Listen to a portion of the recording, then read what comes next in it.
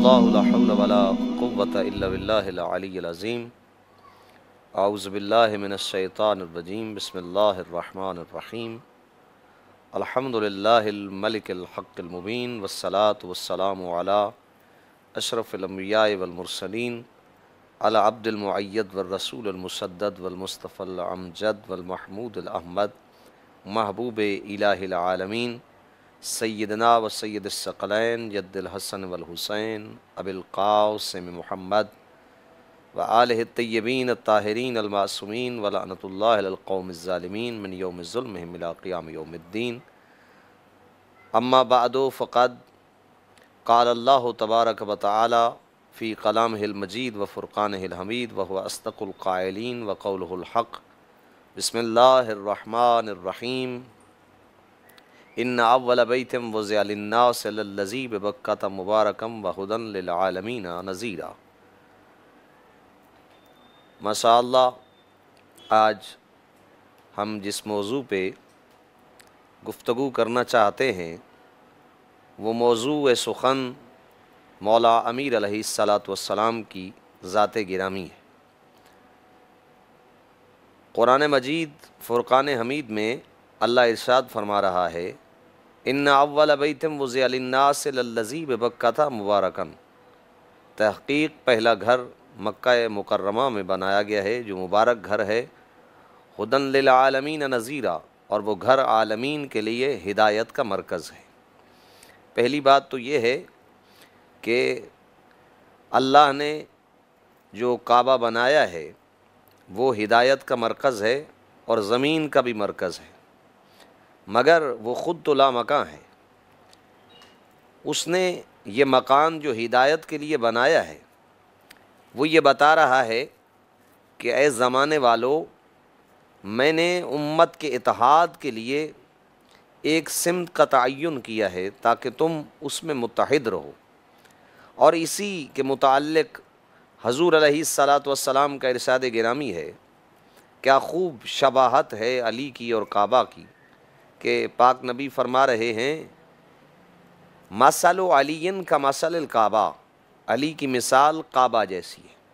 تو میں یوں کیوں نہ کہہ دوں کہ جس نے کعبہ سے منہ پھیرا اس کی نماز نہیں رہتی، اور جس نے علی سے منہ پھیرا اس کا ایمان نہیں رہتا۔ اور یہ بھی عجیب لطف ہے کہ کوئی بھی نمازی اگر نماز کے لیے کھڑا ہو جائے اور مشرق مغرب شمال و جنوب جدھر بھی منہ کرے گا ان میں سے ایک سمت کا تعین ہوگا جسے کعبہ کہا جاتا ہے۔ اگر وہ دوسری تین سمتوں کی طرف منہ کرے گا تو اس کی کبھی بھی نماز نہیں ہوگی، تین کو چھوڑے گا چوتھی سمت کی طرف منہ کرے گا تو تبھی نماز ہوگی۔ تو اسی لیے اللہ نے 13 رجب کو کعبہ میں علی کو بھیج کے یہ زمانے پہ واضح کر دیا کہ دیکھو، بڑا خوب مجھے ایک شاعر کا شعر یاد آ گیا، اس نے کیا خوب کہا کہ آمد علی سے کعبہ کی کایا پلٹ گئی، پھولا خوشی سے اتنا کہ دیوار پھٹ گئی۔ اور اگر میں اس کو اور آسان کر دوں تو یوں ہے کہ ہر سو رواں خمارے طرب ہے آج، باب قبول و مرادوں کی شب ہے آج، ساکی مجھے نہ چھیڑ کے تیرا رجب ہے آج، دھڑکن زمیں کی چپ ہیں تو ساکن ہے آسماں، وہ دیکھو کعبہ کی طرف جا رہی ایک بت شکن کی ماں، جاگو بندگی و تلاوت کا وقت ہے، جاگو طلوع شمس امامت کا وقت ہے، 13 رجب کی سہانی رتوں میں اسد کی بیٹی اسد کی مادر اسد کو لے کے خانہ اسد کی طرف جا رہی تھی۔ علی کی اماں کو دیکھ کے آواز توحید آئی، ایک طرف ہے علم کا در ایک طرف ہے کعبے کا در، جو در میں در فٹ کرے وہ اچھا معمار نہیں ہوتا۔ اس آنے والے در کے لیے ایک نیا در بنا کے زمانے پہ واضح کر دوں، جو علی کے در پہ آتا ہے وہ صاحب در ہو جاتا ہے، اور جو علی کے در کو چھوڑتا ہے وہ در بدر ہو جاتا ہے۔ تو واضح یہ ہوا کہ زمانے میں یہ ساری عبادتیں بغیر حب اہل بیت حرام ہیں، تبھی یہ عبادتیں کامل ہیں جب حب اہل بیت ہے۔ اور جناب علی علیہ السلام پہ جب ہم گفتگو کرنا چاہیں تو اس میں سب سے بڑی بات یہ ہے کہ جب بھی کسی ہستی پہ گفتگو کی جائے تو پہلے یہ دیکھا جاتا ہے کہ وہ آیا کہاں ہے، پھر یہ دیکھا جاتا ہے کہ اس کا نام نامی اسم گرامی کیا ہے، پھر اس کے فضائل کیا ہیں، اس کے کمالات کیا ہیں۔ یہ عجیب لطف ہے کہ دنیا میں فطرتی بات ہے، جو بھی بچہ ہے وہ آتا ہے تو روتا ہے، اگر وہ نہ روئے تو گھر والے روتے ہیں، کیونکہ رونا ہے علامت زندگی، جو روتا نہیں ہے وہ زندہ نہیں ہے۔ یہ پہلا بچہ ہے جو کائنات میں آیا ہے، رویا نہیں مگر زندہ ہے۔ اس کی وجہ یہ ہے کہ جو رو کر زندگی بتائے وہ زمانے میں علی نہیں ہے، علی تو رونے والوں کو زندگی عطا کرتا ہے۔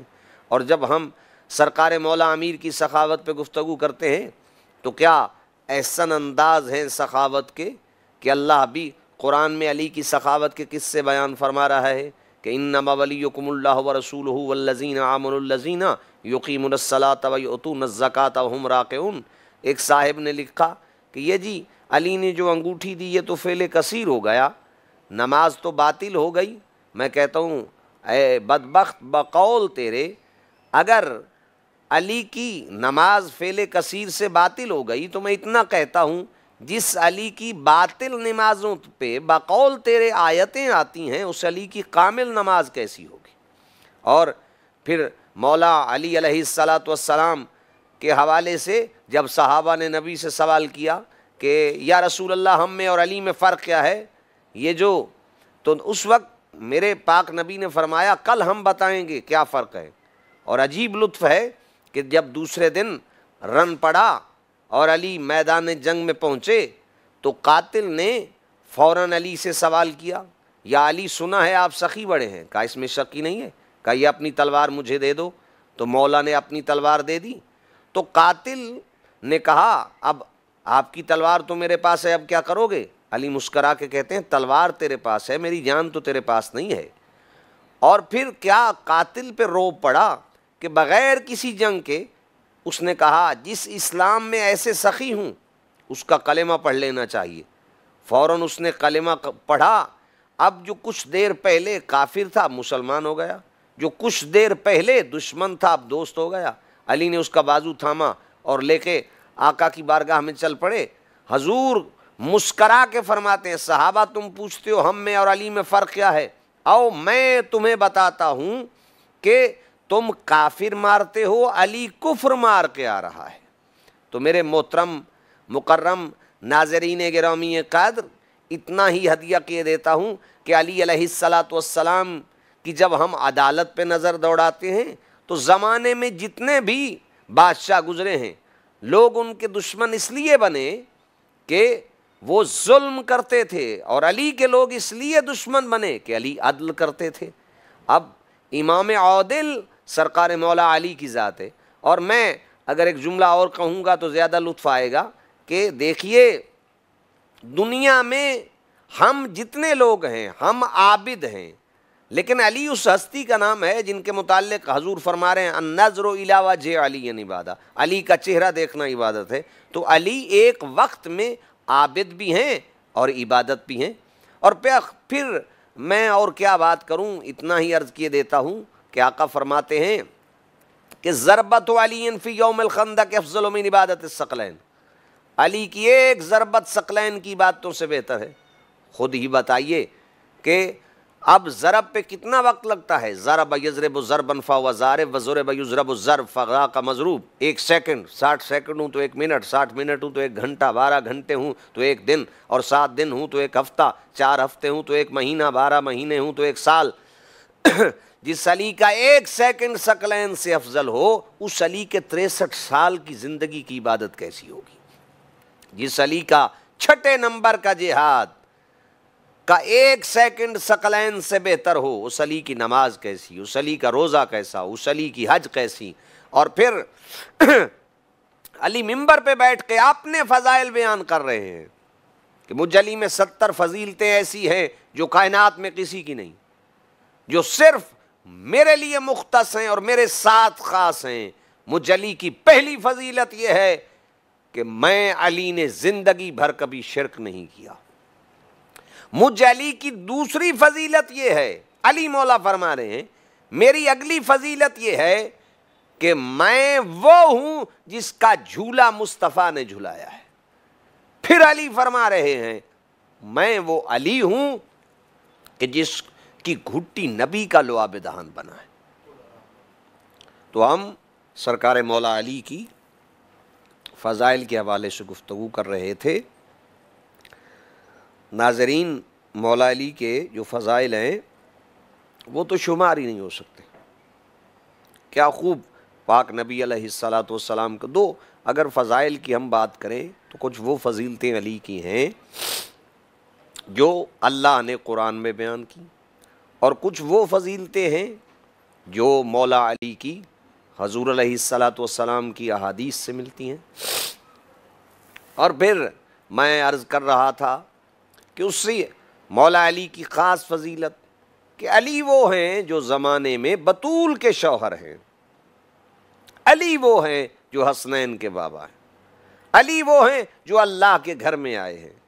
یہ صرف فضیلت کائنات میں علی ابن ابی طالب کی ہے۔ اور کسی نے کیا خوب کہا کہ کثیرا میسر بشدعی سعادت بکعبہ ولادت بمسجد شہادت۔